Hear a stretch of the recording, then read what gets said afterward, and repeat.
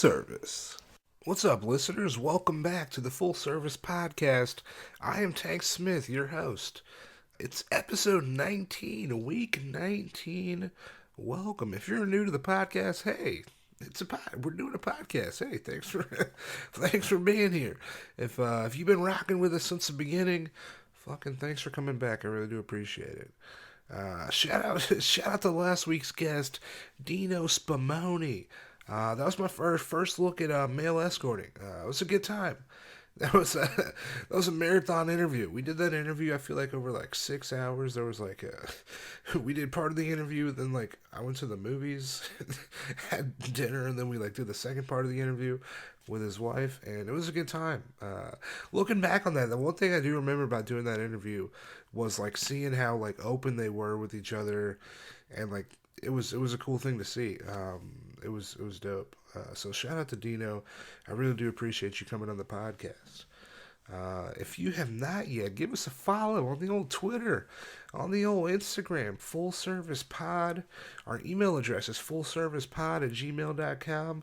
Shoot us an email. Let us know what you think, what you want to see. If you want to come on the podcast, we can make it happen. If you like the podcast, hey, you're like, hey, Tank, I like the podcast. What can I do? Ooh, boy. Subscribe. Give us a rating. Write us a review. That really does help for visibility for new podcasts. If you could do that, that would be amazing. That would help us out a lot. My guest this week is Sofia Lorraine. She is an Atlanta-based escort. We talk about her getting into sex work as a phone sex operator, transitioning into escorting, joining the online sex work community, working for an agency, working independently, advertising on social media, where she wants to be in the future. So now it's a good time. You should definitely be giving her a follow on the old Twitter, on the old Instagram. Her Twitter is Miss Sofia Lorraine, MSSOFIALORRAINE.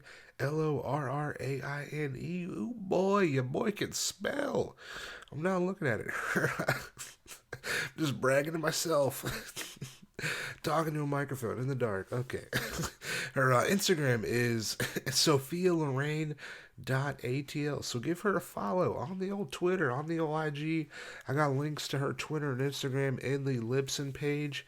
And I'll have a link to her website as well in the Libsyn page. So make sure you go to the website, check it out, show her some love. But no, this is episode 19. This is my interview with Sofia Lorraine. I hope you enjoy. Thanks.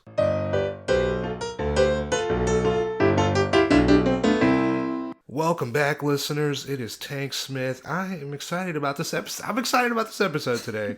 My guest for you is Sofia Lorraine. Thank you for being on the podcast. Yeah, thank you for having me. Hell yeah, we are in Atlanta once again. What's something good to do in Atlanta? I like to ask my guests. I feel like right now, what I've noticed on Instagram, or at least on social media, is that there's some sort of art display happening in Atlantic Station where you can visit the giant poop emoji. Ooh. I think it might be some sort of interactive exhibit or something short term. But that's the most I've seen. I feel like I'm pretty shielded at most times from my civvy job and this, so I never fully know what's happening, but I try to keep up with the times. It's hard to do it. It is. Oh yeah, where are you from? Atlanta originally? Where are you from? No, I'm actually from the Bronx, New York. Oh, nice. I moved down here in, I want to say it was 2013. Yeah, it was early 2013. I moved down here, and I've been here ever since. Hell yeah. How do you like it so far? If you want me to be completely honest, I'm not a fan of the traffic or the fact that we need a car to get around. I much prefer to walk around on my own 2 feet, so years later, I still kind of feel like I'm getting used to that. And I know this sounds horrible, but when I'm driving in a neighborhood and people are waving at me, I'm just like, I don't know you. Don't wave at me. But I don't know, maybe that's just the wariness of being a New Yorker, and you're just kind of being wary of your surroundings. I definitely understand that. People wave out here though. Yeah, and I'm not used to it. I'm trying to be friendly. I'm trying to reciprocate that, and I feel like I'm super loving and open with friends and family, but when it's a total stranger on the street, I'm just like, why are you waving at me? Why are you? Yeah, my dad does that. My dad's a waver. He waves at people. Oh, my mom's worse. If I'm in the car with her and she sees somebody waving, she turns into full New Yorker and she's like, why the fuck are they waving at us? Yeah. Like, Mom, chill. I think they're just trying to be Okay. friendly. Oh yeah, that's what I used to do in high school. Whenever I was smoking weed in my car, if I see somebody in their yard, I'm like, hey, nothing's happening here. How you doing? We're all good. Oh yeah, you said you're a video game fan, right? Yes. So you're Skyrim. Actually, the last game I played, I was playing Skyrim for a while, but I think the last game I played was Red Dead Redemption 3. Ooh, I finally got into that. that shit is fun. that I think I went ahead and put in a few vacation days for my civvy job because I was like, you guys aren't going to see me for the next week. I'm going to be busy. I'm not going on vacation. I'm going to go to the Wild West. See, my problem in every game is just like, I just collect things. I feel like I don't play the game. I'm just going to collect a bunch of pelts. And I actually got into that at the very end of the game. I didn't know. You do, I mean, this isn't going to ruin the storyline in any way. Yeah. But there's a quest that you can do, because I'm really into doing side quests. Nice. And one of them is to hunt down a legendary bear and collect its pelt. Oh, yeah. That one's hard.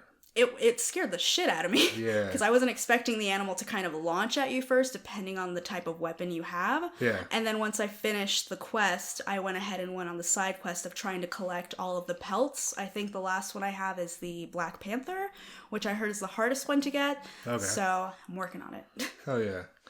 I just like, I never beat the game, I should say. Like, I got the game, never beat it, because it was just like, you have to invest time. Like, I was like, I can't play this game because I was like... There's a lot to do. You're going to just, like, once you start, you're like, well, it's like... And then it's like 4 hours later. Mm-hmm. It's hard to put it down. What about, on your website, crystals? Are you into, like, crystals? Yes. How does that work? My friend got me into crystals during, like, a hard part of my life. She was like, let's go and have a tarot card reading, and we went and visited the Modern Mystic shop in Ponce City Market. Okay. I think they're still there, but I think they moved and they've got like a bigger shop now, but they're known for having a lot of crystals and people who do tarot card readings. And I don't know why, but for some reason I felt really drawn towards the opalite crystals. And I don't know if a lot of people can notice this with my piercings, but I usually tend to wear white opalite. Okay. And it's known as the stone of communication. And the woman who did my reading said that I'm the kind of person that's very communicative. Okay. So she said, in life, you're going to succeed by, communicating your concerns versus just like avoiding a situation. You're just going to say, hey, let's talk it out. And I was like, that kind of sounds like Damn, me. That's pretty good. But crystals, at least for me, have helped in some way, like helped have an open air of healing almost for my home. I know I've got like a shit ton of rose quartz, which is mainly for like heart healing, whether it's like with love or with losing a friend or losing a family member. And I also have black tourmaline and tiger's eye, which helps with anxiety as well as depression. But those are the few that I have so far, and I think I've got a big thing of smoky quartz too. Okay. But I'm still collecting. Fuck yeah. I need to get another tarot card reading. I need to do that. Because I got one, and then I feel like they told me that me and my girlfriend were gonna break up, and then we broke up, and I was like, that tarot card reader was. It wasn't that explicit, but it was like I was like, okay, I see what you're doing. Oh yeah. Thai food fan? Are you a fan of Thai food? Yes, huge fan. What's a spot? What's the spot in Atlanta? Where? Granted, I'm still like exploring and eating at different fooderies is what my friend likes to call them. Yeah. When she can just call them restaurants. I don't understand her sometimes. But anyway. Foodery feels better though. Yeah. It's like not everybody goes to everybody goes to restaurants. Not everybody goes to a foodery. Yes. That's the 2020 way. Yeah. But I have recently, I'm really into curry and especially pork. My friend took me to Sato Thai and Sushi recently, or not recently, I want to say it was like a few months ago. And I've completely fallen in love with their pork katsu. Nice. And not only that, but the servers there and even the owner is always like super nice. He somehow recognizes me every time me and her go in there because we'll make it our frequent spot sometimes. Nice. Especially when it's like a cold winter day and you're like, oh, I need some like hot curry in my stomach.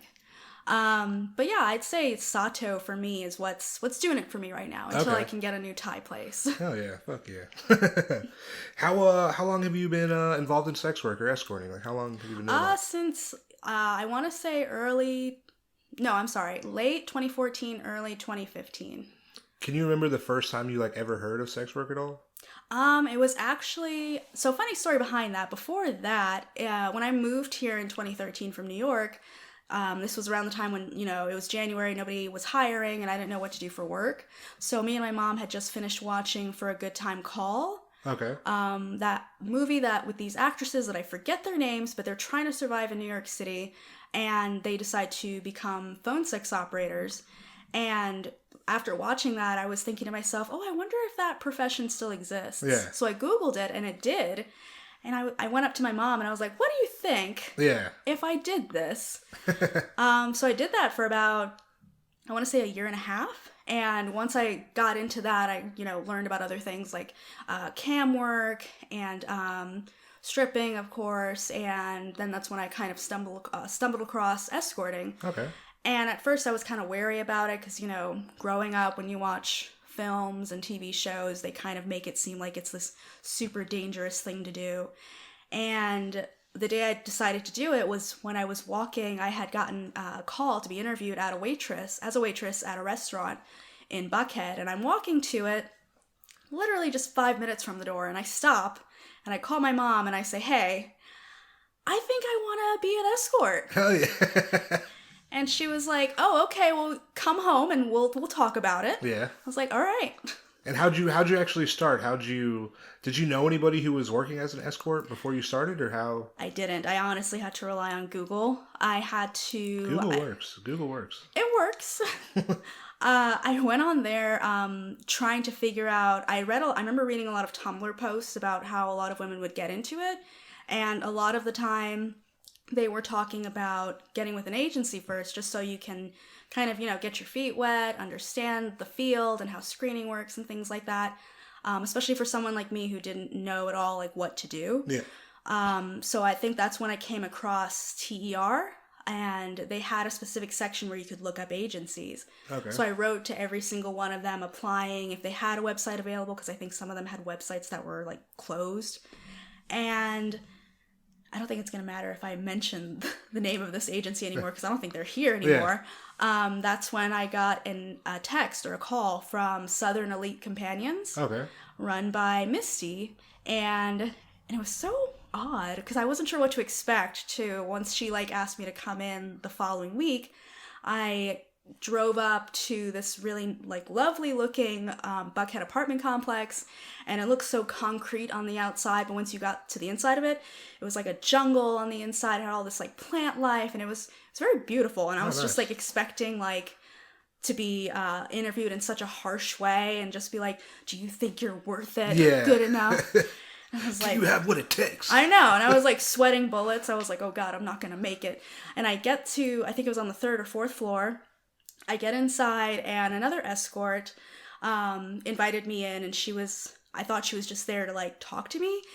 And instead, I'm sitting on the couch, and she gets a call from Misty, and she goes to the far corner of the living room where I can still hear her. Yeah. And all I hear Misty say is, does she look like her pictures?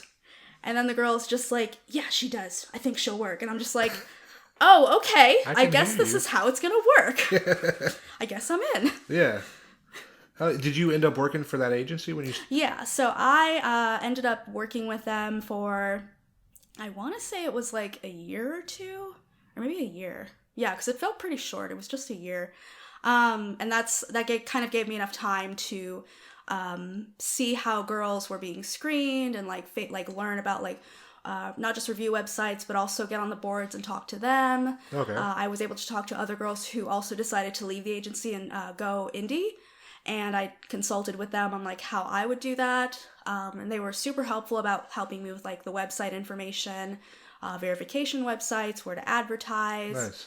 Nice. But yeah, really it was just the community. The girls at that agency, one or two of them were super helpful. I can't remember their names off the top of my tongue because they changed them once they left. Oh, yeah. But yeah, they told me about like Twitter and how I should go on there and talk to more companions, Oh, and that's nice. how I got on there and started talking to more. And I met, oh no, what was her name?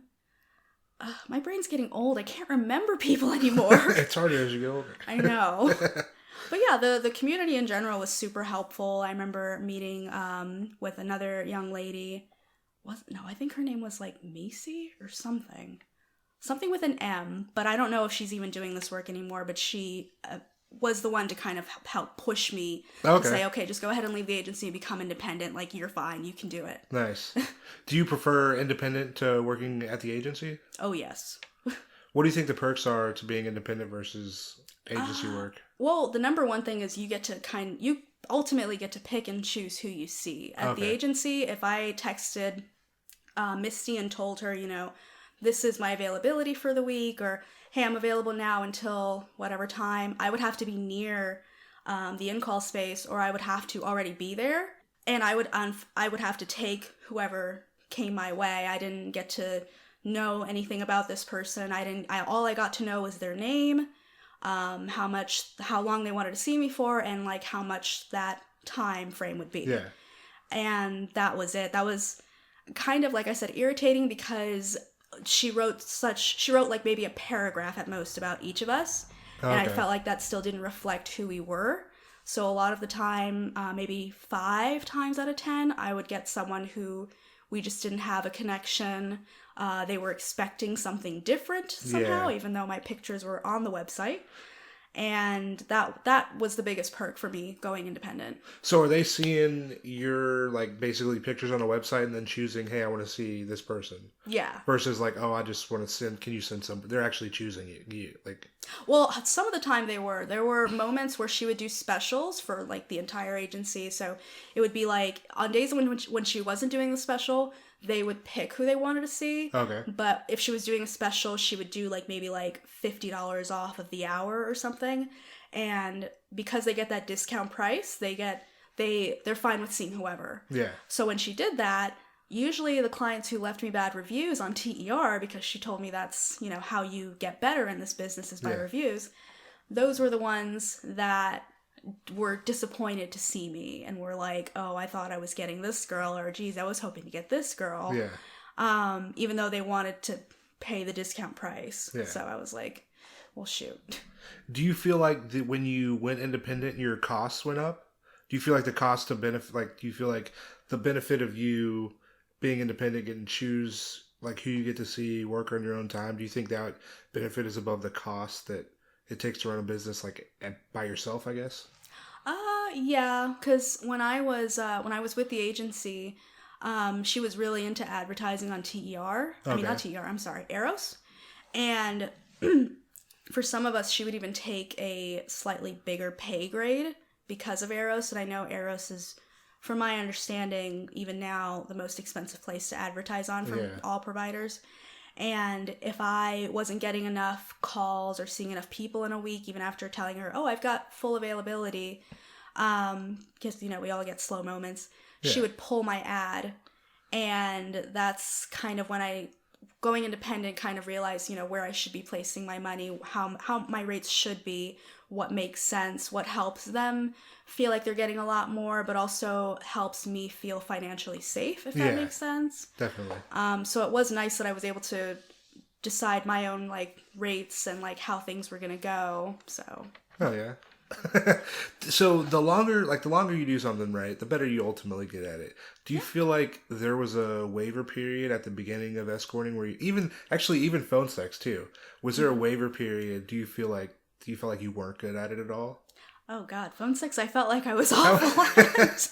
When I first started, sorry, I didn't realize that a lot of narration went into phone sex, and you have to be very good at not just changing your voice and your tone to sound a certain way, but you have to be good at telling stories. And because a lot of times I would get guys that would want to talk to me, and then other times it was kind of half and half.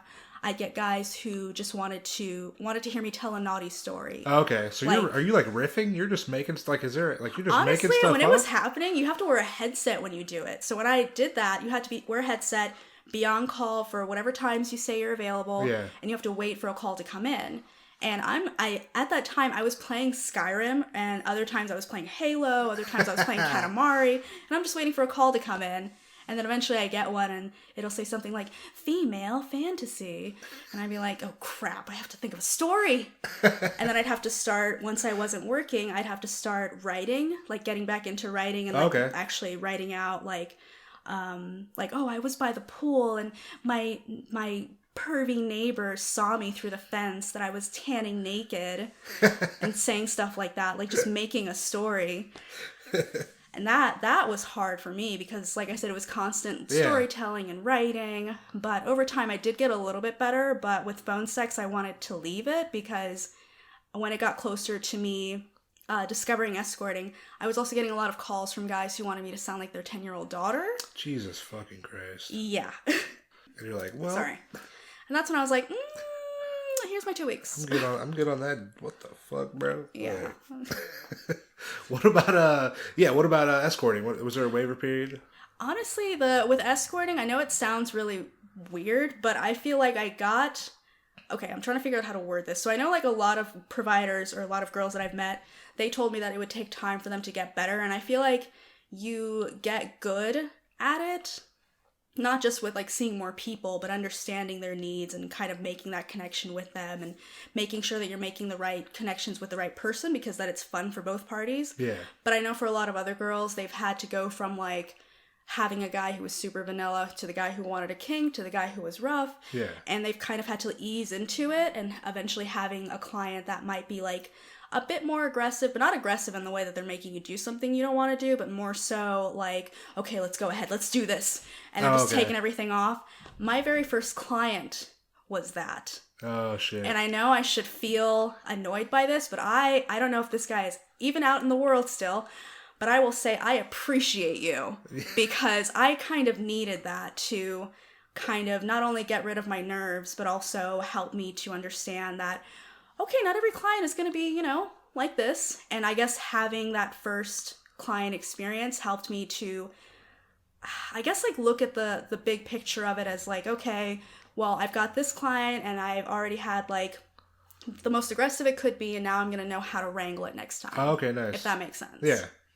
What do you think your biggest challenge was starting out? Pictures. I was very bad at finding outfits that coordinated, because I know a lot of ladies, or I feel like they're like the ones I've met are like better about it now, but I know when I started, a lot of them insisted I have like a separate person to me, and would say things like, okay, well, like back then I was called Arabella Marie. Okay. And that's what people can find me on TER. That's what my old name was. And they're like, okay, well, you need to separate yourself from Arabella. Like, how would Arabella dress? How would her photos look? How would her aesthetic be? And I was just kind of like, well, that sounds kind of stupid, because then they're not really getting to know me. They're just like getting to know somebody else. And I'm going to feel dumb getting clothes for another personality when I wouldn't wear that. And even though I go by a different name, it's just... it's just like, it feels like a nickname to me. Like, you're still getting to know me. You're still going to know part of my world and part of my life. So I feel like definitely the hardest part was just trying to get rid of that, I think. Yeah. Getting rid of that alter ego and just, like, staying true to who I am. Nice.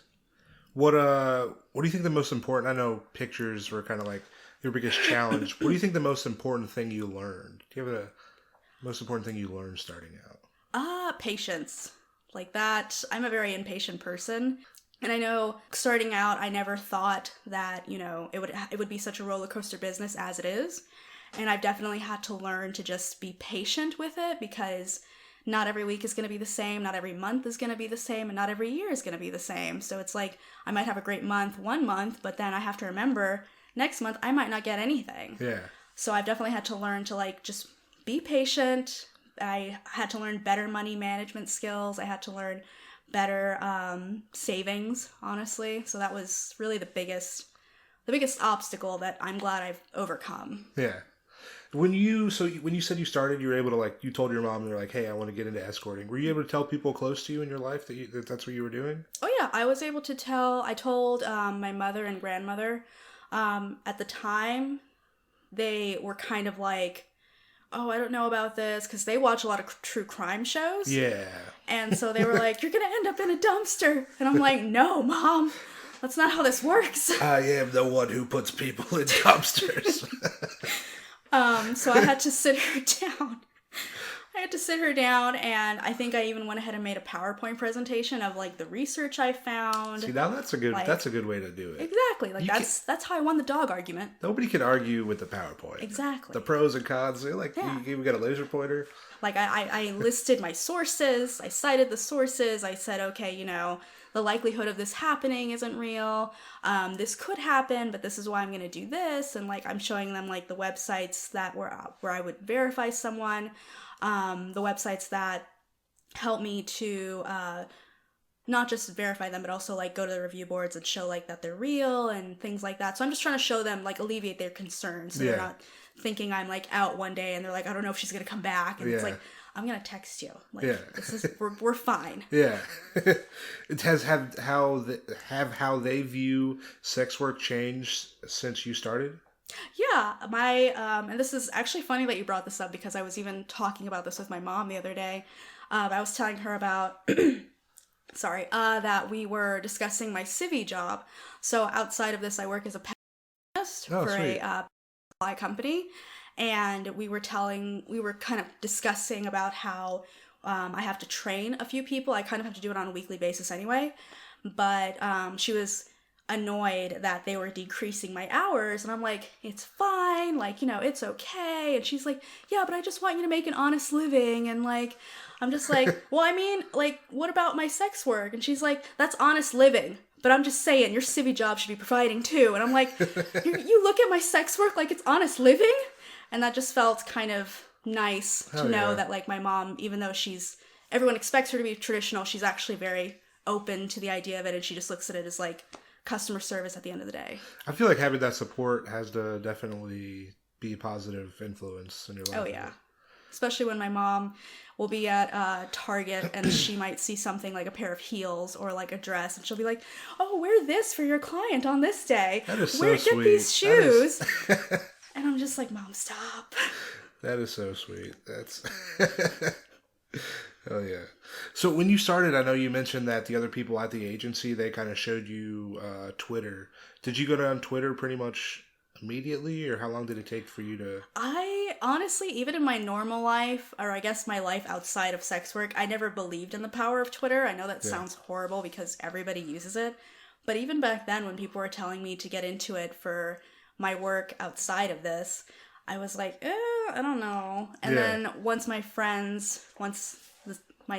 sex worker friends that became my friends were like, oh, go on Twitter, it's like really helpful, and they were kind of teaching me like the hashtags and like who to follow and how I should be like contributing to conversations and not just become exposure, but also become part of the community. Okay. And then that's when I kind of realized how important that was. And I was like, okay, yeah, it would actually be helpful for me to know these people and like have a better understanding of what I'm doing too.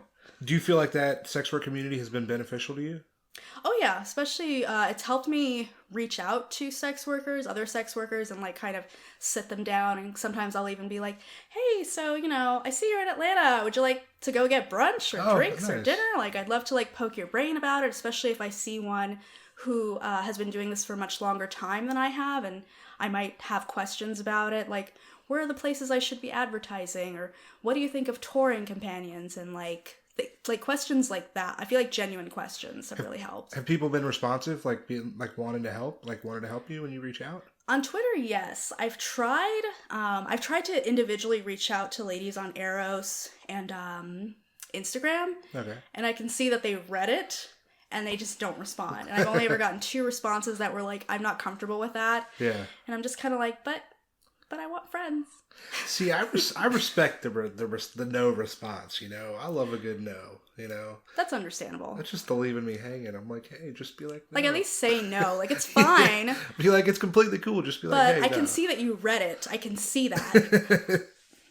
Hell yeah.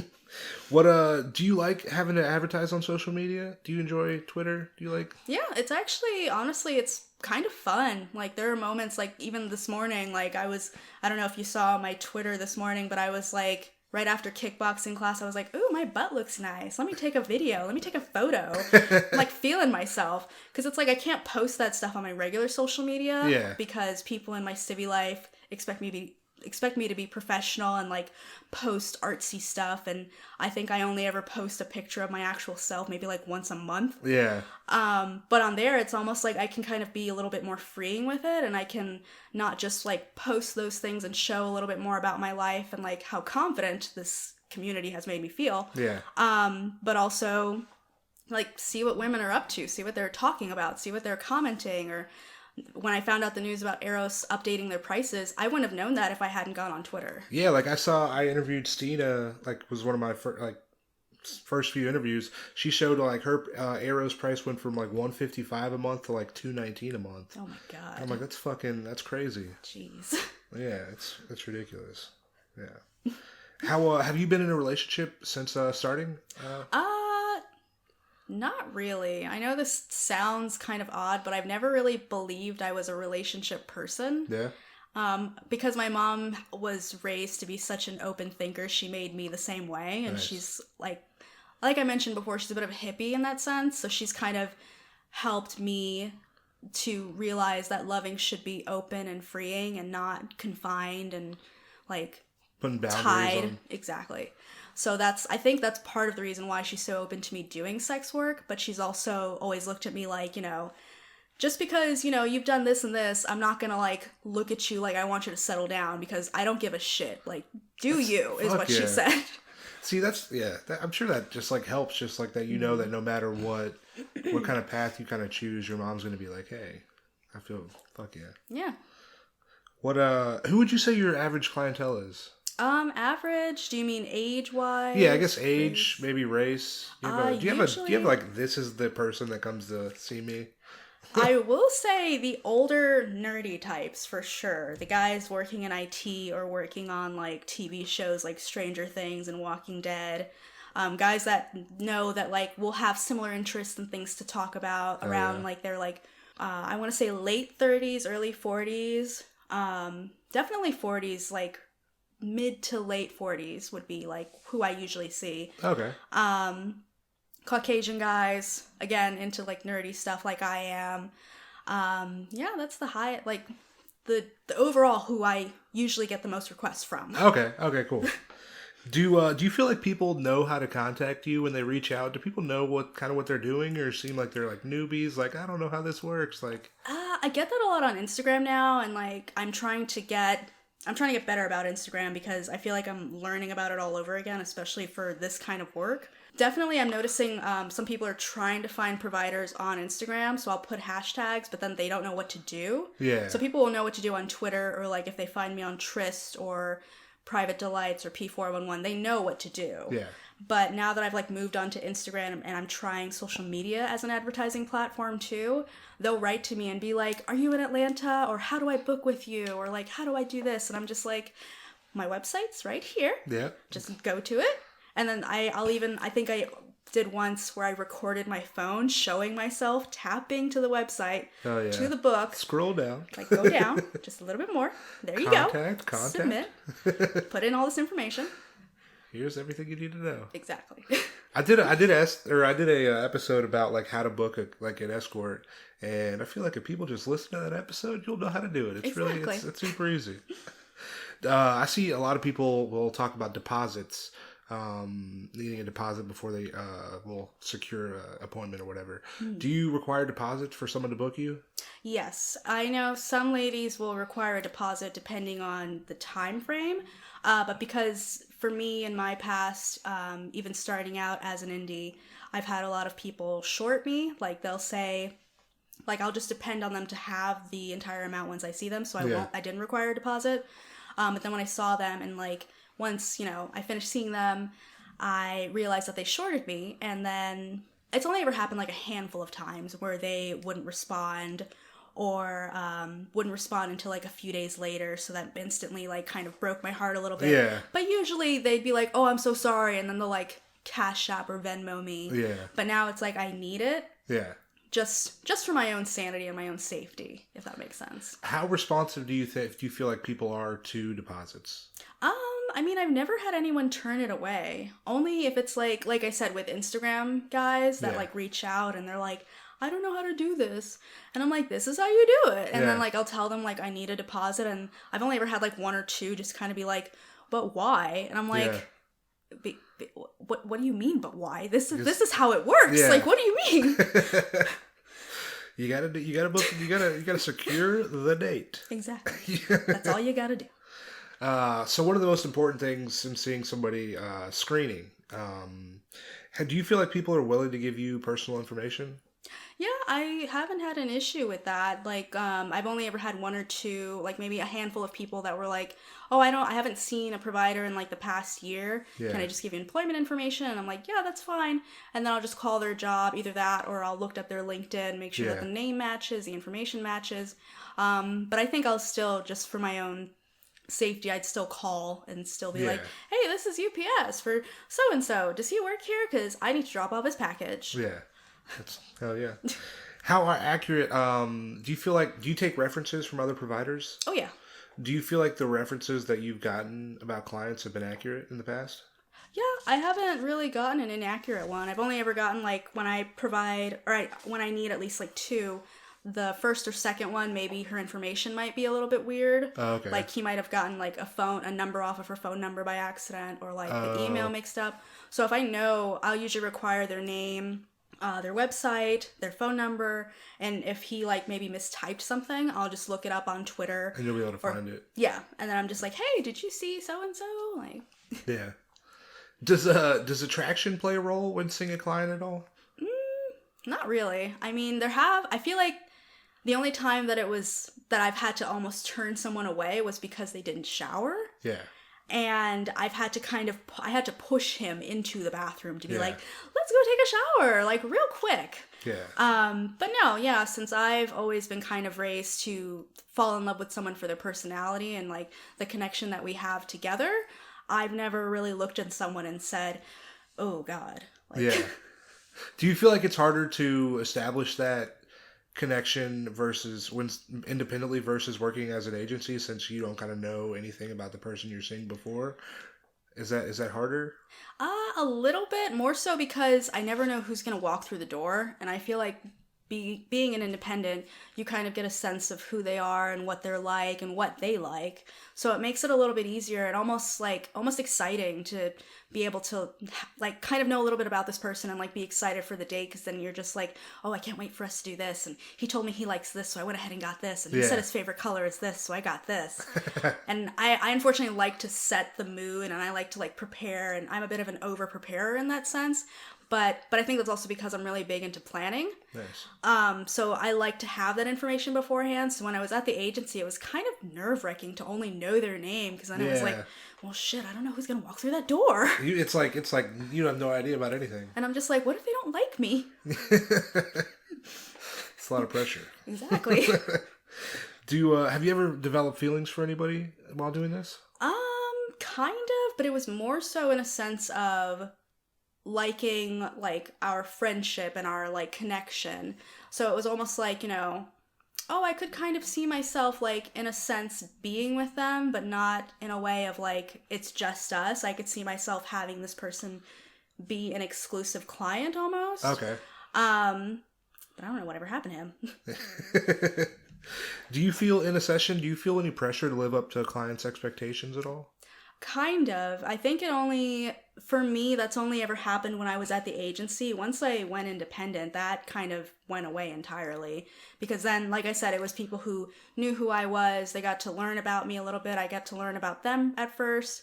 And it was a little bit easier to know what it was going to be like and have it become a much more enjoyable date versus when I was at the agency, like you said, I didn't know what to expect. Yeah. And I was like, oh, I don't know.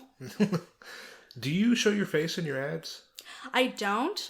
Granted, I have close friends and family that know what I do, but because I'm going for a higher job title in my civvy life and I'm going for my master's, I still don't know how people in general will react. And I guess because people can still identify me before my tattoos, that's fine. But usually in my civvy life, I wear nothing but long pants, so people don't even know that I'm tattooed. So I feel like until like I guess until I feel much more comfortable with people being okay with sex workers being a real thing, like, you know, we're not vampires, we exist, we're here, like, Yeah. just be okay with it.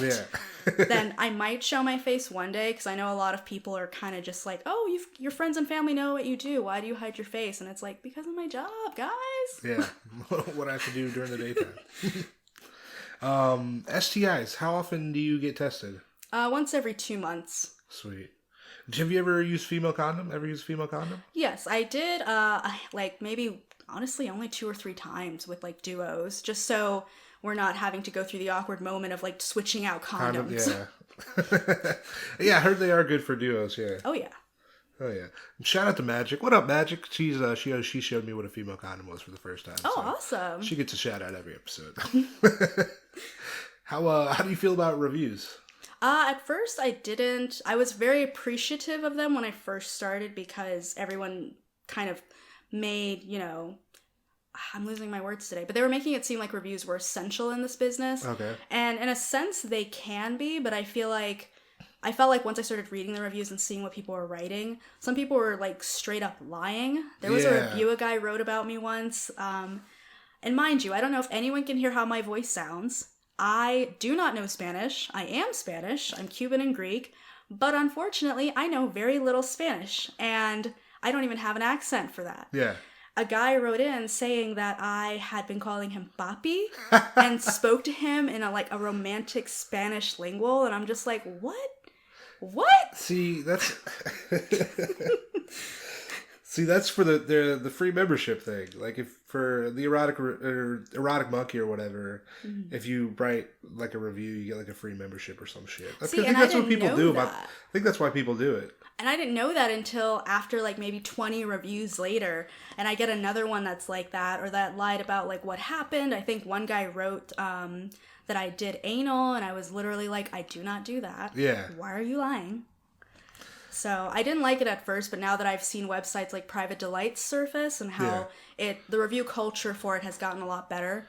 And I especially love that providers can actually respond to these reviews and even say, I'm so sorry if it didn't go the way you wanted, or I'm so glad you enjoyed it. And I really like that aspect. Because I feel like Private Delights reviews are definitely not as explicit as some other stuff I've definitely seen. I'll be like, oh my, bruh, you gotta chill, dog. That review is not good. Just chill, dog. Do you feel like that reviews help you as a provider? Like I think they help. I feel like help they help. Or hurt? What do you think? Oh gosh, that's hard to say though. I feel like if you're just starting out and you're a new face, a new presence, a new name, they can help. But not as much as social media can, because I even did a poll on this a few days ago. Oh, nice. To ask, what is going to be, the final nail in the coffin for you to say yes to booking a provider. And I think one of the results was her online presence. Oh, I did see that. And it got the most votes so far. Yeah. And I think it's gotten, I don't even remember. I don't have my phone on me. But yeah, that was like the most voted thing over reviews. And I was surprised because I was like, oh, I feel like reviews were such a big thing. Like they were never going to book with someone unless they read the reviews. And now there's like so many factors that go into it, like especially with clients, which I was surprised by because I saw another provider write about this too. And like maybe 5 or 6 guys, I assume were clients, said that they just genuinely felt insecure and inadequate. And I was like, why would you feel like I'm not here to shame you. I'm not here to make you feel bad. I want you to like enjoy your time with me, and I want us to like have fun. Like I'm not gonna bite. Yeah, no one's gonna make you feel bad. Yeah. Yeah, if you're out there, if you're worried about that, it's gonna be fine. Exactly. It's gonna be good. Everything's gonna be wonderful. Just write to that provider. Just be like, you know what? She seems like a cool girl. I'm gonna go to her website. I'm gonna correctly fill out her booking form. Fill out the booking form. I will say that I was I quit my job to move to Atlanta, and I didn't have a job from like June to November. And so I was having to fill out a lot of like job applications online. And then I mainly reach out to people about the podcast for like through email.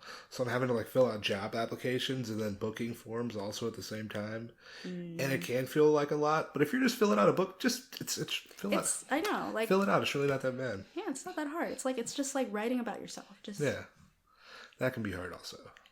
It can be. Burnout, I feel like can happen in a lot of things you do in your life. Has burnout ever happened to you in sex work at all? Oh yeah, there was definitely. I mean, I feel like it's happened a lot more in the agency days, not so much independent, because for me, I know how much I should be spacing in between, and how many people I would like to see per month, and how much I can mentally be okay with. Okay. But at the agency, it was definitely, there were moments where I was just like, okay, I don't want to do this. I'm tired. Yeah. I want to go home. And then as I'm getting dressed to walk out the door, Misty would be like, you got someone in 30 minutes. And I'm just like, Damn oh it, my Misty. God. No more. I'm trying to go home. Basically. Do you feel like escorting has helped you in other aspects of your life? Oh, yeah.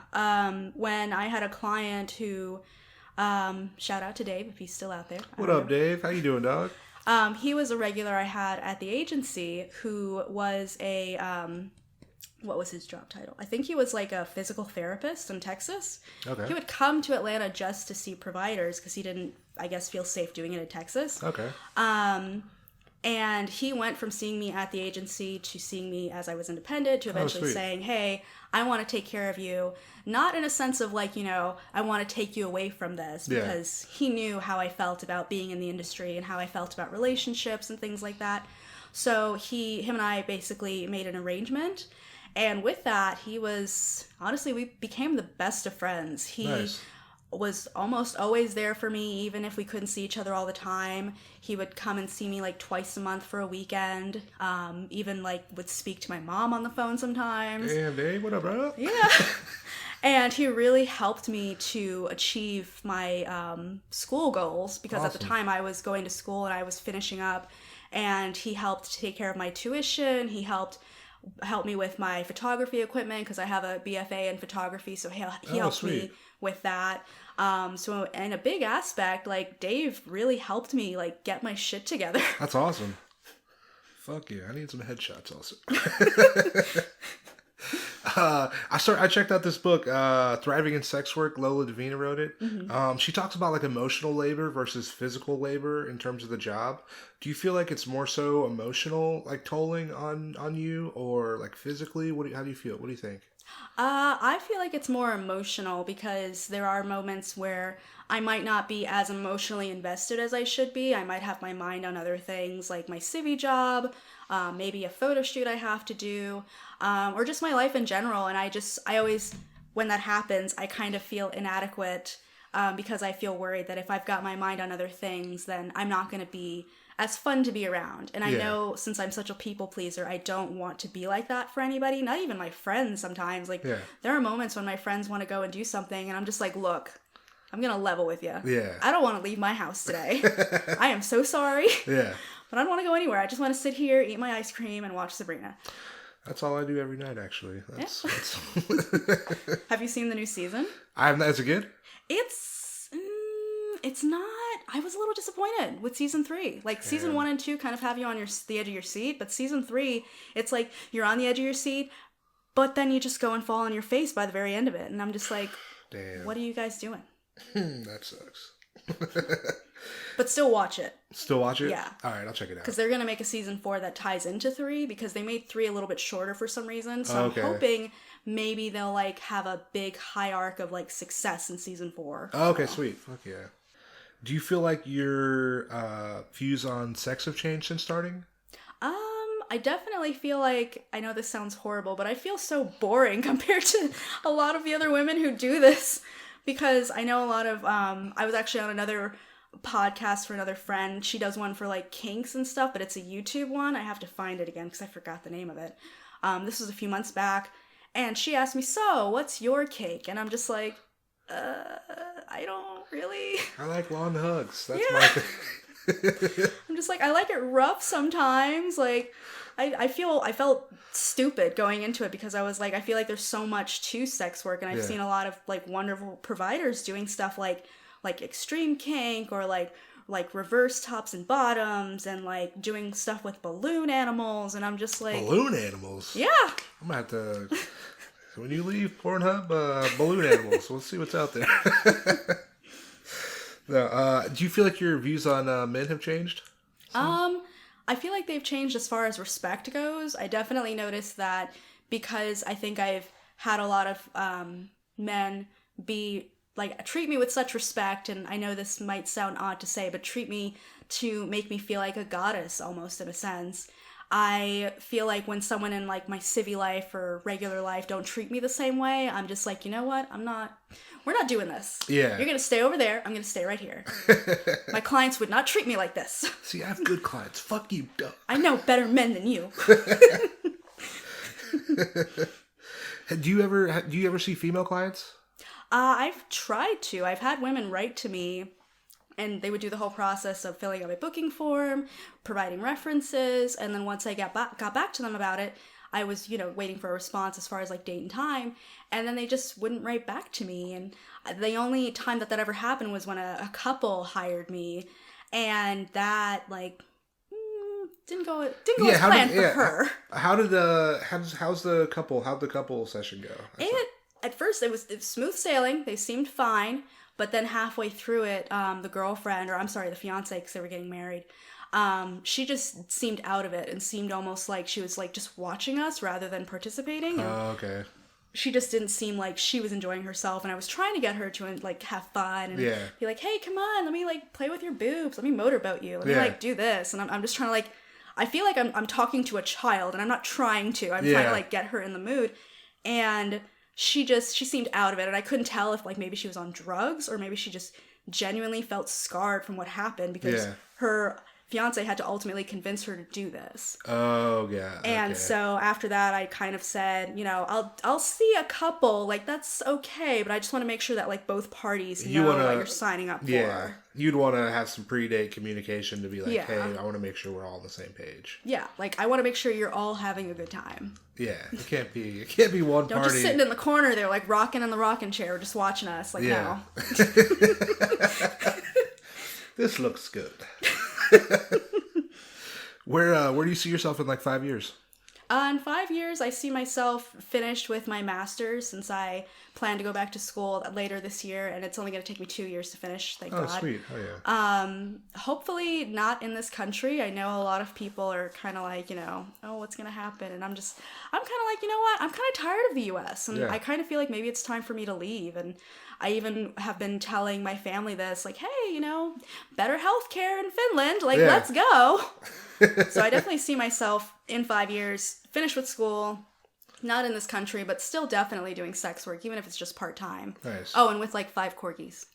5 corgis? Yes. That sounds expensive. But I'll make it happen. You'll make it happen. Yes. What, you got a country? You got a country picked out? Ideally, I want to work in advertising, so I see myself, I hear a lot of people talking about how Germany and Belgium are good places for it, and that they've got the best, aside from Japan, have some of the best advertising agencies and the best marketing people for that. So I might most likely go there just because it seems a little bit easier to navigate. Yeah. Japan, they don't seem like they like people who don't speak Japanese very much. Yeah, no. But people in Germany do. They're actually okay with it. Oh, yeah. So I went to Belgium in high school. Belgium's pretty sweet. Oh, I'm excited. Yeah, no, that's cool. Do you have any current challenges currently? I'd say my challenge currently is just trying to navigate the sex work world all over again, since I did take a break for the past year because of SESTA and FOSTA. Okay. And also because I, by the beginning of 2019, had like broken things off with Dave. And felt a little too... I just wasn't in the right headspace for sex work at that time, and I also felt like it wasn't safe to do. Oh, okay. So I was just kind of paranoid, and so was my family, so I just took a step back for the year, and came back into it at the beginning of this past month, actually, and tried to kind of little by little, like, be more active on the Twitter community, try to figure out, like, what places I should be advertising versus where I shouldn't be, and I'm still... just re-navigating, I think, is a good way of explaining what I'm going through right now. Fuck yeah. Do you what if you could talk to somebody that wants to start in sex work, what would you tell that person? If it's a provider who wants to start in sex work, I would just tell her, just do as much research as you can. I don't know if Tumblr still gives a lot of people the same access as they used to, because I know there was a whole debate about certain things being restricted. When SESTA FOSTA got passed, that's when Tumblr kind of took off their kind of like mature stuff offline. Because it basically held websites responsible for the stuff that users post. So if they were seen as promoting sex work, Tumblr could be like sued or held responsible for that. But didn't Pornhub recently purchase them, rebuy them so that they could? Really? That's what I read. I don't know if that's Damn. fully true, but I think they did just so that people could post that stuff again. But I might have to look that up later because I don't know how true that is. Tumblr back in the day was popping though. Exactly. And it was really helpful because that's what I would primarily use to like look up research. I would look at sex worker blogs, even sugar baby blogs. They would talk about not just their adventures, but like if they would have like an FAQ post or blog post, you could respond to it. But yeah, I would just say do as much research as you can. We have the internet. Like Google is your best friend in this. Just Google as much as you can, find as much research as you can, make sure you're going to the right websites. I mean, it might be a little hard to tell like what's the right website from the wrong website, but you'll get there. Yeah, you'll get there. What about a client? What would you tell a client that wants to see an escort for the first time? Again, Google, but then maybe not click on the links first. Maybe just Google it and then see what results come up. That's what I did. Yeah, I Googled Raleigh escorts. That's what happened. And then, like, I know when you hover over a certain link, it'll show you, like, a preview. Okay. And you can just kind of see, like, what the websites might look like, how thorough they might be. Just look for, like, an escort directory website. Okay. Because I know a lot of, like, websites that might not have that in their title would still be tagged under that by their SEO. Okay. So I know, like, if you type that in, sometimes, I know Eros will come up, P411, an erotic monkey, I forgot a few other ones. But yeah, like, eventually you'll, like, navigate your way through it. I'd say do your research on, like, the provider you want to see. Like, once you've got, like, a woman picked out or, like, a type of woman picked out, pick from there, fill out her booking form. Fill out that booking form. And yeah, and then just have a blast. That's important. Having fun is just have safe fun. Safe fun. You gotta have safe fun out there. Before I go, do you have any like a funny, interesting story or anything you want to share on the podcast before we get out of here? So I did have, I think right before I decided to take a break and like Dave like introduced me to the idea of having an arrangement with him, I do have this kind of like funny but also sad story that I would like my friends would like recollect me on about. I don't remember his name, but he did not tell me that he was disabled and had no arms or legs, so I was not prepared. But I didn't ask about I didn't ask what happened. Yeah. But you could definitely see it on my face that I was very surprised. You gotta leave with that, dog, yeah. Bro. Come on, man. Like, please tell me what I'm expecting first. But he was the sweetest guy. He was a music producer, so he stayed at home and, like, he had the whole setup and everything. Yeah. Very nice guy. And, like, we had a great session. We got along fine. We got high together and, like, talked about music, even though I feel like my taste in music is shit, but whatever. By the end of it, I was getting my shoes on. I was, getting my stuff together, and I hit my toe against the counter, the island counter in his kitchen. And he was like, "Oh, are you okay?" And I'm just like, "Oh, I stubbed my toe. We all get that, right?" And I'm just like, but Sophia, what? Why did you say that? Why did you say that? And I'm just thinking to myself, oh my God, I probably hurt his feelings. Did he ever contact you again? Did you ever see him again? Oh. But he left me a good tip. Hell yeah. So I was like, okay, that's fine. I guess I shouldn't have said the toe thing, but okay. We all say things like that sometimes. Yeah, and I literally wasn't thinking either. Yeah. It was just one of those situations where, like, something happens and you're just like, oh, it's just my toe, Yeah. I know you don't have one of those, but... I mean, obviously, you can understand how toes work, right? You've seen a toe, right?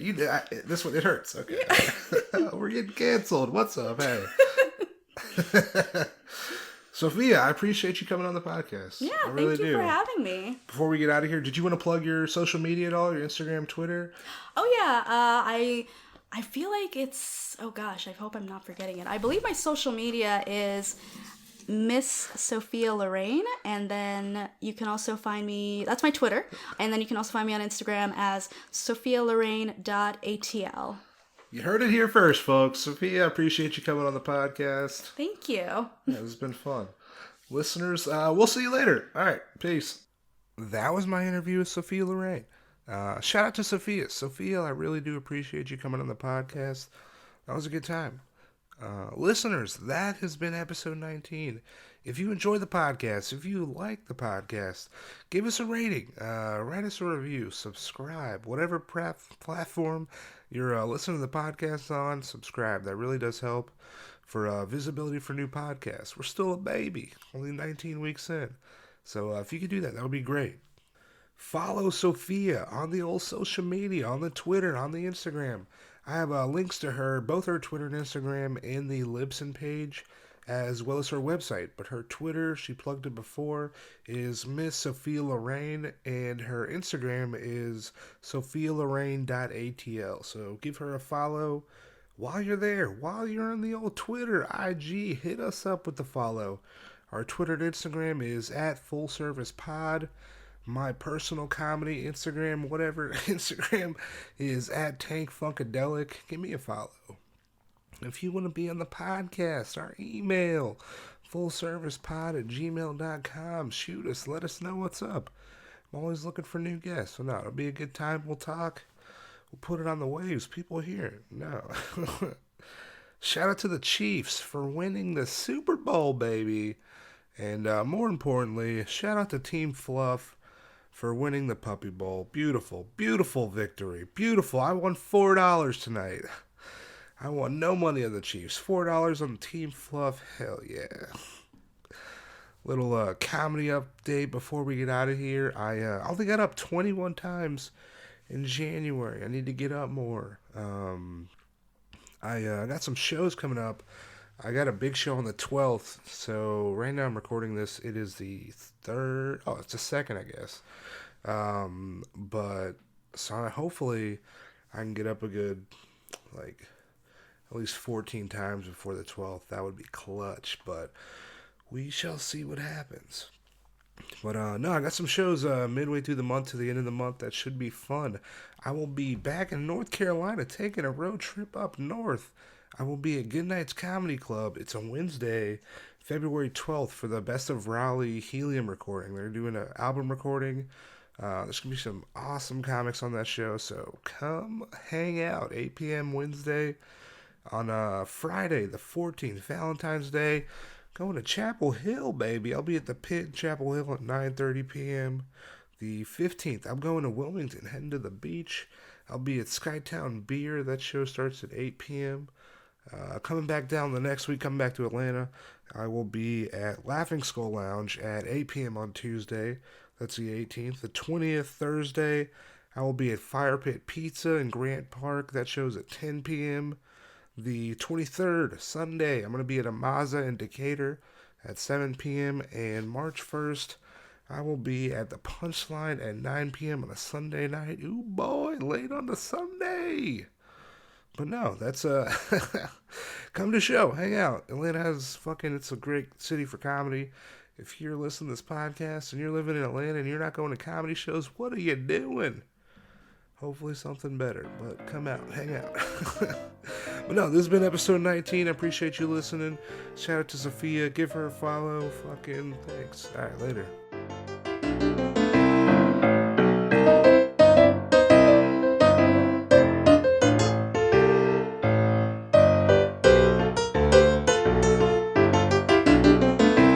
Full service.